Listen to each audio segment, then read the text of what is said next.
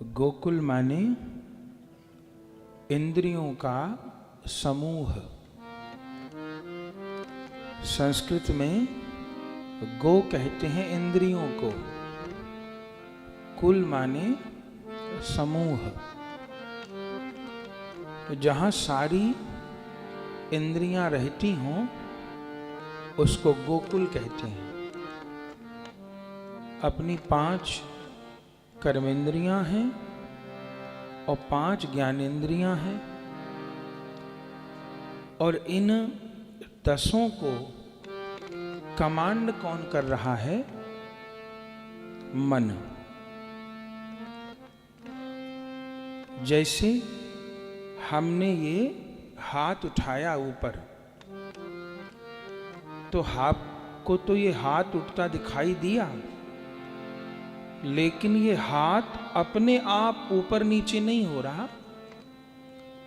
जो वो तंत्रिका तंत्र है शरीर के भीतर, मन आज्ञा दे रहा है कि हाथ अब ऊपर किया जाए, अब नीचे किया जाए। एक रोग होता है संसार में, पैरालाइस उसको बोलते हैं, लकवा मार जाना। तो उस रोग का मूल क्या होता है? जिस अंग में पैरालाइस पड़ता है तो वो हाथ, वो पांव काम करना बंद कर देता है। लेकिन वास्तव में होता क्या है उस रोग में? उस हाथ में, उस पांव में कोई कमी नहीं आती है, हाथ पांव तो रहते हैं। वो पैरालाइज में होता क्या है कि मन का, दिमाग का उस अंग के साथ जो कनेक्शन है वो खत्म हो जाता है। इसलिए हाथ नहीं चल रहा, पांव नहीं चल रहा, लेकिन डॉक्टर कहते हैं हाथ पांव में कमी नहीं है। वो यहां से जो ऑर्डर जा रहा था पैर को, अब आगे चलो, अब पीछे चलो, या हाथ को, तो वो जो संबंध था दिमाग के साथ, ये जो हमारा माथा है, इसमें महीन नसों का जाल है। छोटेपन में हम लोग पढ़ते थे कि इतना महीन जाल है नसों का, ऐसी पतली वायर है कि पृथ्वी को लपेटा जा सकता है। ये तार यदि सीधे सीधे कर दिए जाएं, और कभी एक्सरे में सिर का एक्सरा या एमआरआई देखिए तो एकदम कैसा माथे की, जो सिर की जो संरचना है वो कितनी जटिल है। तो क्या है कि सब शरीर के अंगों को ये हमारा दिमाग ही, उसको मन कहिए, दिमाग कहिए, बुद्धि कहिए, मस्तिष्क कहिए, माइंड कहिए, जो कहिए, तो वही ऑर्डर देता है। और पैरालाइज वाले रोग में जिस अंग से मस्तिष्क का संपर्क खत्म हो जाता है तो वो अंग काम करना बंद कर देता है।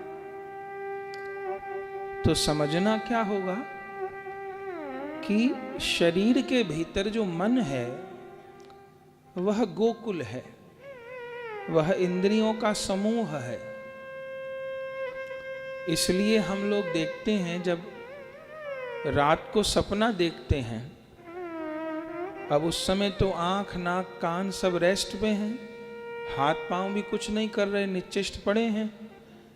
लेकिन जब सपना देखते हैं तो उस सपने में हम बोलते भी हैं, हम सुनते भी हैं, हम देखते भी हैं, हम चलते भी हैं, हम कुछ ना कुछ कर भी रहे होते हैं।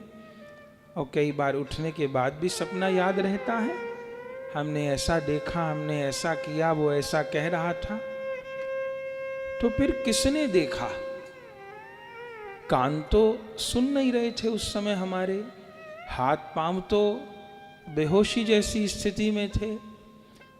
तो सपने में बोल कौन रहा था? सुन कौन रहा था, चल कौन रहा था? तो इसका उत्तर यह है कि मन के पास सारी इंद्रियां हैं। सब इंद्रियों में मन नहीं है। जैसे 1 रुपए में 100 पैसे हैं, पर 1 पैसे में 1 रुपया नहीं है। ऐसे सब इंद्रियों में मन नहीं है, पर मन में सारी इंद्रियां हैं। मन के द्वारा ही सब इंद्रियों का संचालन होता है, और ये मन ही इंद्रियों को बिगाड़ता है, और ये मन ही इंद्रियों को संवारता है। हमको मीठा खाने की इच्छा हुई तो जीभ को इच्छा थोड़ो हुई, जीभ तो निर्जीव है। इच्छा हुई मन को, और जैसे मन को इच्छा हुई तो मुंह में पानी आने लग गया। अब मीठा चाहिए। भूख लगती है मन को, और फिर भोजन के लिए हम लोग ललायित होते हैं।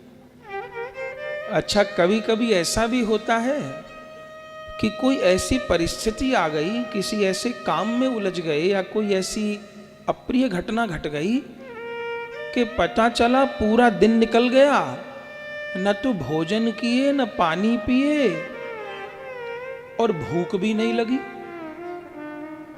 तो हुआ क्या? पेट तो उस दिन भी खाली था, पर मन इस कदर कहीं उलझ गया था कि भूख को याद करने का उसको समय नहीं मिला। तो पूरा दिन निकल गया, भोजन की इच्छा नहीं हुई। इस रहस्य को साधक को समझना होता है कि आंखों को देखने की इच्छा नहीं है, मन को इच्छा होती है, और वो मन आंखों को जागरूक करता है। अब तो डॉक्टर लोग ये तक बताते हैं कि ये जो डायबिटीज का रोग है, पहले तो यही सोचते थे कि मीठा खाने से डायबिटीज होती है, लेकिन अब डॉक्टर लोग कहते हैं कि मीठा खाए से डायबिटीज नहीं होती, न तो मथुरा के सब पंडाओं को होती। मीठा खाए से डायबिटीज नहीं होती। अब तो डॉक्टर कहते हैं कि चिंता करने से डायबिटीज होती। आप भी जानते हैं इस बात को, हम भी जानते हैं। बीपी भी टेंशन लेने से होता है, स्ट्रेस लेने से होता है। अच्छा, स्ट्रेस कौन ले रहा है? तनाव कौन ले रहा है? मन ही तो ले रहा है, मस्तिष्क ही तो ले रहा है। अब चिंता करी मन ने, लेकिन उस चिंता करने का, उस स्ट्रेस लेने का प्रभाव शरीर पे भी आ गया। डायबिटीज हो गई, बीपी हो गई। ये तो अब विज्ञान के द्वारा भी सिद्ध है। जैसे कंप्यूटर में, जैसे मोबाइल में एक हार्डवेयर है, एक सॉफ्टवेयर है कि नहीं? मोबाइल जो यंत्र रूप में दिख रहा है वो तो हार्डवेयर है, लेकिन उस मोबाइल में हम तो पूरा जानते नहीं कितना कितना घंटों का डाटा आ जाता है। उसमें कितने कांटेक्ट नंबर हैं, कितनी वीडियो सेव हैं। अब कोई कहे कि मोबाइल तोड़ के दिखाओ, कहाँ इसमें नंबर लिखे हैं, हम देखेंगे। छोटी सी सिम है, उसको तोड़ के दिखाओ, उसमें कहाँ वीडियो भरी है? तो नहीं। मोबाइल तो दिखता है, पर उसके भीतर जो डाटा भरा है वो नहीं दिखता। वो स्टोरेज हो कहाँ रही है वो नहीं दिखती है। लेकिन दिखाई नहीं देती है तो क्या ये मान ले कि नहीं हो रही? नहीं हो रही है, तब तो आ रहे हैं चित्र। तो ऐसे ही इस शरीर में भी एक हार्डवेयर है, एक सॉफ्टवेयर है। जो मन है वही सॉफ्टवेयर है, और वो कोई काल्पनिक वस्तु नहीं है, वो कल्पना नहीं है। जैसे कोई कहे कि हम शरीर को काट के देखते हैं, बताओ मन कहाँ है? तो मन कोई इंटरनल बॉडी ऑर्गन नहीं है कि उसको कोई ऑपरेशन करके डॉक्टर दिखा देगा कि ये रहा मन ना। मन माने विचारों का संग्रह, मन माने संकल्प विकल्प, मन माने प्रवृत्ति, मन माने विचार, मन माने इच्छा शक्ति। अब सबके तन तो अलग अलग हमारे हैं ही, हम सबका रूप रंग अलग अलग ही है, पर हम सबके मन भी अलग अलग है। किसी का कैसा मन है, किसी का कैसा मन है। एक तो पूर्व के कर्म संस्कार और फिर एक इस जन्म के कर्म संस्कार, यही हमारे मन को गंदा और अच्छा बनाते हैं। कोई एक वाक्य में पूछे कि हम कैसे हैं, आप हमसे पूछें कि महाराज आप कैसे हैं, एक तो कैसे का अर्थ की तबीयत कैसी है वो नहीं, मतलब ये व्यक्ति किस प्रकार का है, ये व्यक्ति कैसा है। तो आप हमसे पूछें कि महाराज आप कैसे हैं, या हम आपसे पूछें कि आप कैसे हैं, तो इसका उत्तर क्या है? इसका उत्तर ये है कि हम जैसा सोचते हैं हम वैसे हैं। हमारा रूप रंग कैसा है, हमारे कपड़े कैसे हैं, हमारी वाणी कैसी है, वो एक विषय है। पर हम कैसे हैं, हम ईमानदारी से कैसे हैं, तो इसका उत्तर ये है कि हम जैसा सोचते हैं हम वैसे हैं।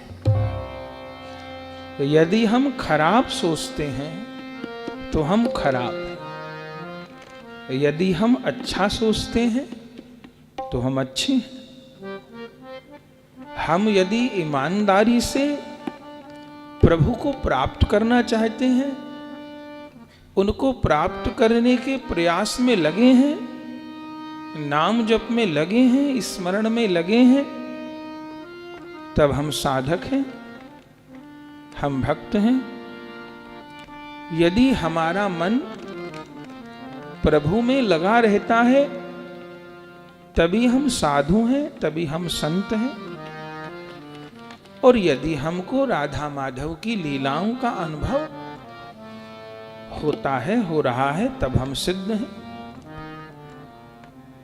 पर ये कोई बाहरी बातें नहीं हैं, हम कैसे हैं जैसा हम सोचते हैं।